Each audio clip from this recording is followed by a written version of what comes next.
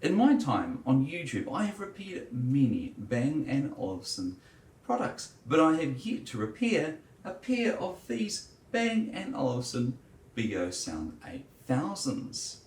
I just picked up this pair here off Facebook Marketplace. They have some very typical issues. The material is saggy and frayed and has holes in it, so that'll need attention. This one over here doesn't actually work. It turns on, the light turns green, but no sound comes out. So that'll need attention. And I'm just guessing here, but I think both of these speakers will need their foam replaced. First need to take this cover off.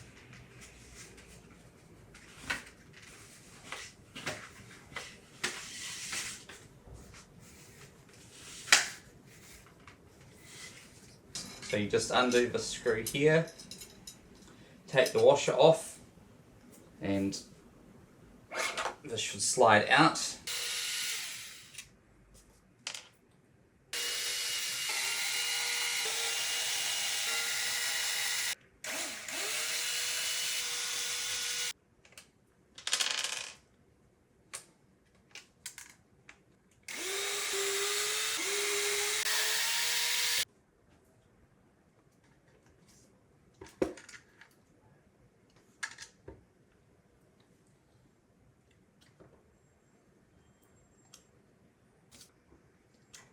Lovely.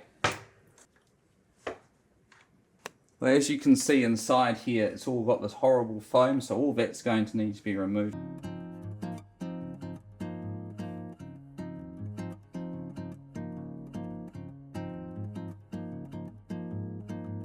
Okay, so I've done a bit of cleanup with a vacuum cleaner. Now I've just got to get this off. Now I think this comes off in one big piece. Once again, consistent force, just gently does it. Yes, okay, there we go. That's it. Okay, and that's out.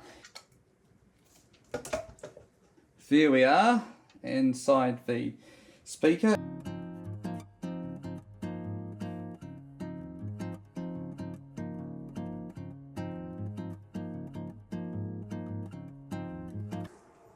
So of course the part we're trying to get to is this here. Now I know that this has not come off yet, but now I can get my finger in here and maybe with some heat, lots of heat, that'll change.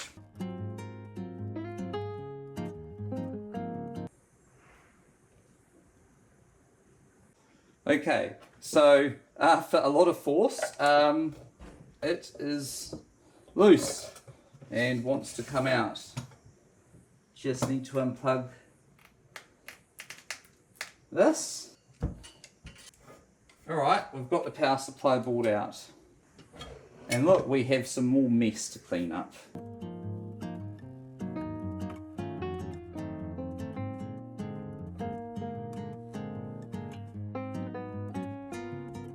I think I may have found a problem as to potentially why this Bang & Olufsen isn't working.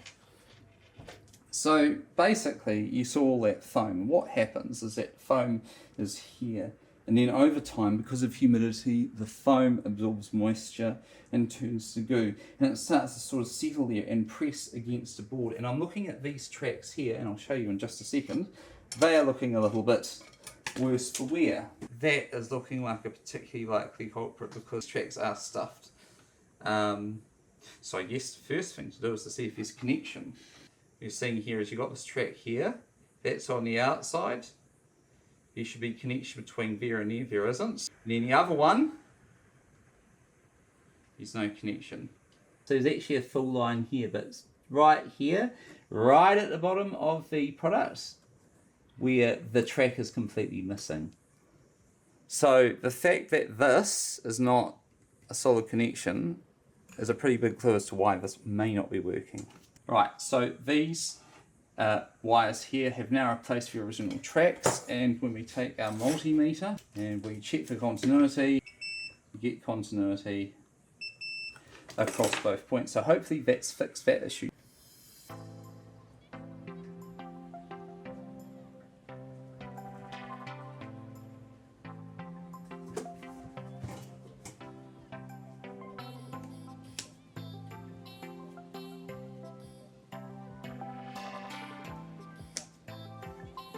is going to then draw on here the shape. Right, so there's a little bit of a ridge here.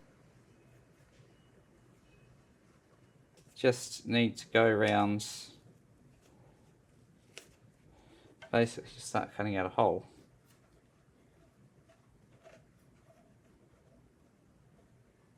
Okay, so time to reinstall the foam. So I am going to put this first piece of foam, which apparently is a piece of foam that goes down there. So that's the first one in there. This piece of foam here, it's just meant to sit in here. So, and there's a piece of foam in there. Alright, so that's that part done. Now we need to carefully reattach this heat sink.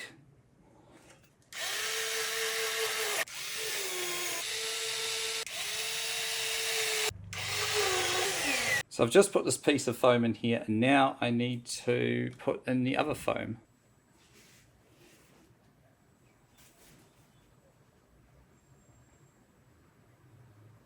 Okay, so that's one, and this is two, and then lucky last, number three. And here it's sealing pretty well.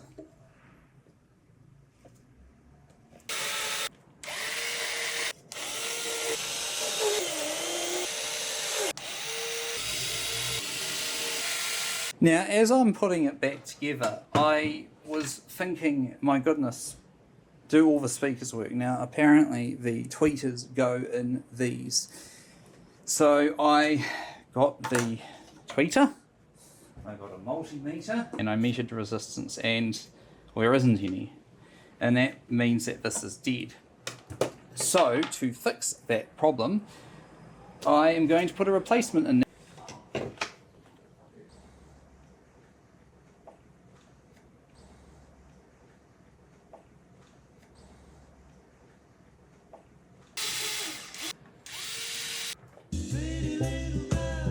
And we have a working speaker. Also, I think it's worth noting that the base port is outputting sound, so that means I've sealed the inside correctly and the foam is doing its job. We know that the Beolab 8000 that I've just repaired works, but how does it compare in sound quality to my existing pair of Beolab 8000s and the other Beolab 8000 that hasn't been looked at?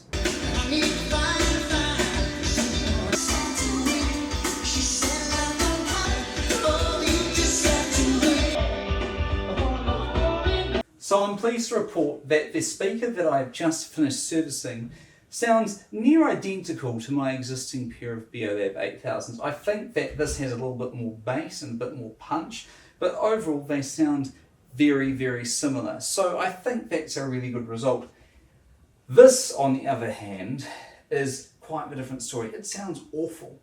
I suspect that because the tweeter blew in this speaker, that it's probably also blown in this speaker as well. Usually things happen in twos, but this sounds flat, muddled, and frankly awful. So next we'll be repairing this speaker here.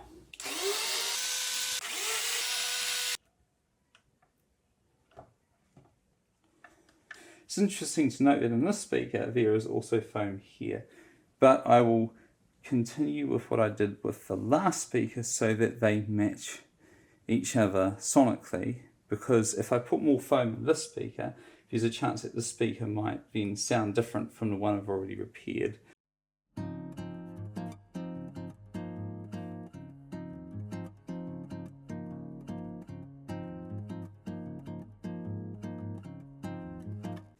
Okay, so I've just replaced the foam, put some foam there as instructed. I've put a piece of foam here as instructed. I'm just going to reattach this part. This also will require a replacement tweeter, so once again I've scavenged one from a Beosentry.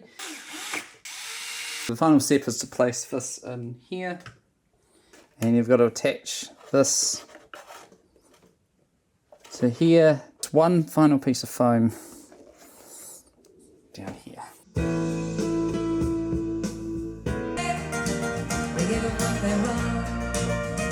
The next thing that I need to do is recover these speaker grills. Now, even though this one here doesn't look so bad, it almost might even look fine, it is still going to need to have its fabric replaced, because what's happened is that over time this speaker grill material has lost its elasticity, so it no longer sort of holds the correct shape. So first we're going to have to just remove all this fabric.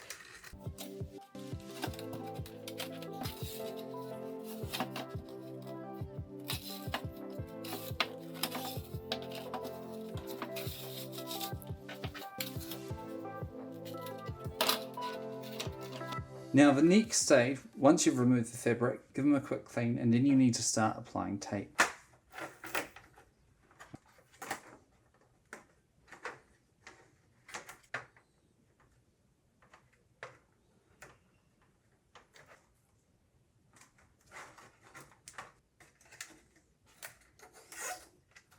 So put the tape on, keep it nice and taut as you put it on. So you're going to put a piece of tape here. It follows the contours of the inside of this top piece of plastic here. Make sure this is nice and tight, because this is what the fabric's going to be sticking to. Put a nice good press all the way down on both sides. Alright, so we're going to take it all off. Right, so we're going to put this down here, pretty much at the bottom.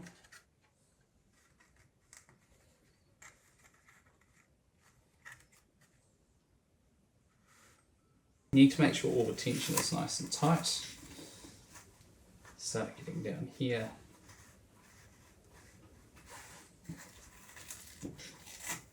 So that tension is nice and tight all the way around, as tight as it possibly can be. You don't want any loose fabric.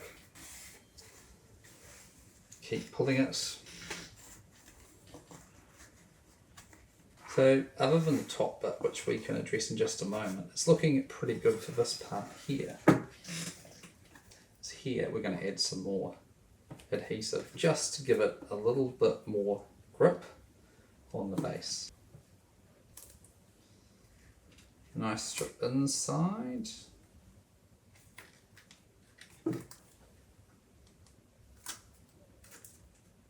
So then we can start with this side here. Nice and tense, pulling tight. Then fold this part over here, also pulling tight. Then come around to this side, pull this piece of tape off here.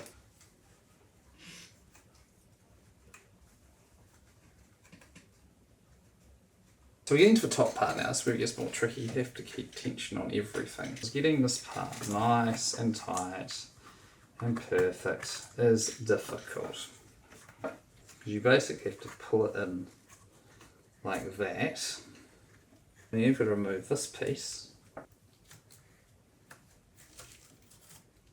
So this is where it gets difficult. You've got to pull it in multiple directions. And then you've got to get all this fabric through this little hole here.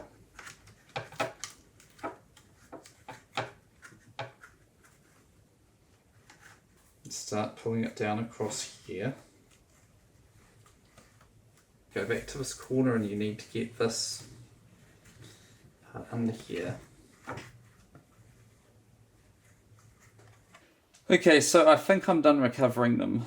The fiddly parts are going to be up here. Getting this all nicely aligned, tightly put in here, it just takes time, effort and patience.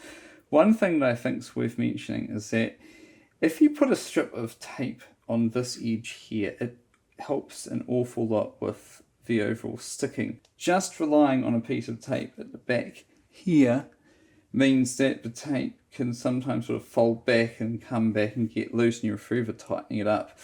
So in some of these sections I've added a little bit of tape here and here where the fabric's a bit tight, and it just sort of adds that extra bit of rigidity. I mean, overall this looks really good, and you know, as you can see at the top here, we've kind of got this sort of top part looking really quite nice.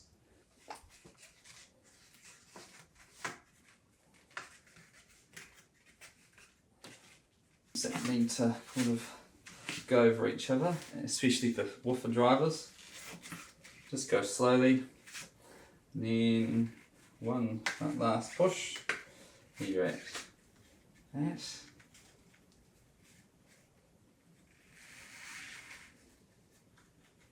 Okay, so from the front, these look pretty good. I don't think that's too bad at all. And turning them around, they look pretty good. But there's one more thing that needs to be done to these speakers to make them tip-top. Here is some sort of corrosion stuff. I think what's happened is that the cone has oxidized somewhat and there's all these sort of little scratches and little imperfections. Now, polishing it out is not an option because polishing it out would be almost impossible, I'm told. So what I'm going to do instead, just to make it a little bit tidier, is use a permanent marker and go in and start to sort of just cover all of this stuff up.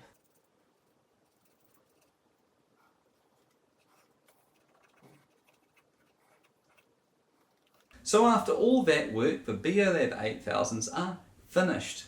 Now, recovering them is a bit of a pain in the butt if you don't have the right type of sellotape, because sellotape I showed you using, it worked, but after a while the fabric would start to peel off because the fabric was under tension. So make sure you use a really strong double-sided tape when doing this.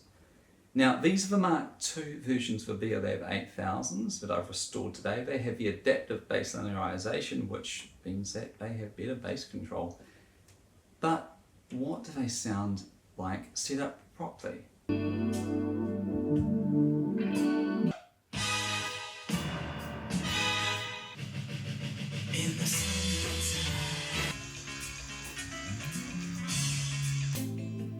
Yeah, I'm looking in the mirror.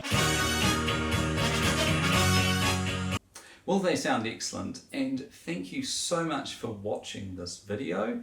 If you guys and girls liked this content, please give it a like, subscribe, hit that bell notification icon, and I'll be along very soon with more great videos like this one.